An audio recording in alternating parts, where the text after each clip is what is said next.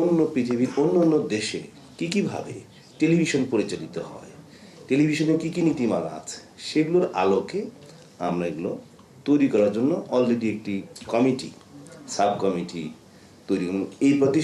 এই সংগঠনের কনস্টিটিউশন সহ কীভাবে কী হবে সেটির জন্য একটা সাব কমিটি, সমস্ত কিছু তারা কিন্তু তৈরি করছে।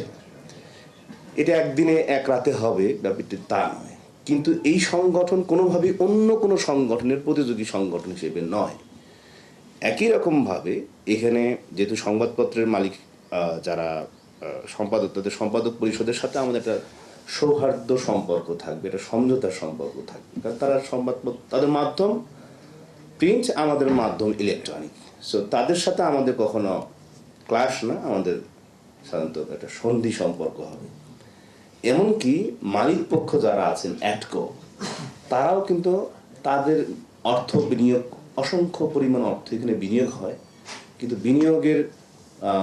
বিনিয়োগ করার মধ্য দিয়ে আমরা যেন প্রতিষ্ঠান ঠিকমতো পরিচালনা করতে পারি, সেই ধরনের তাদের সহযোগিতা যেমন আছে, আমরাও কিন্তু দক্ষ জনবল খোঁজার চেষ্টা করছি, কিন্তু দক্ষ জনবল আমরা খুঁজে কিন্তু পাচ্ছি না, বা আমরা সেটার জন্য কিন্তু এইটাস কাউন্সিল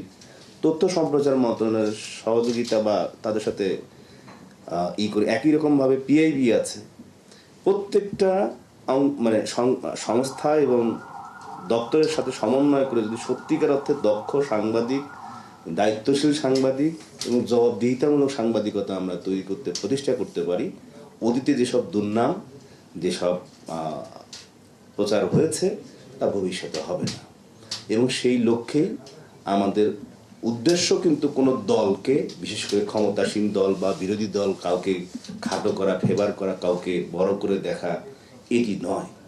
আমাদের মূল উদ্দেশ্য সৎ সাংবাদিকতা করা, দায়িত্বশীল সাংবাদিকতা করা, একই রকমভাবে রাষ্ট্রের কাছে, জনগণের কাছে জবাবদিহিতা নিশ্চিত করা, যে সাংবাদিক হিসেবে যে সংকটগুলো, মানুষের মধ্যে যে সংকট আছে সেই সংকট তুলে ধরা, এবং একই সাথে সংকটের সাথে যদি সমাধানেরও কোনো পথ থাকে সেটিও তুলে ধরা। এই উদ্দেশ্যেই আমরা এই সংগঠন এবং সংগঠনের মাধ্যমেই সকল টেলিভিশনকে নিয়ে আমরা একসাথে এগিয়ে যেতে চাই, এবং সেই জায়গায় সরকার হিসেবে অবশ্যই সরকারের সমর্থন এবং সমর্থনের পাশাপাশি সহযোগিতা, সার্বিক সহযোগিতা প্রত্যাশা করি।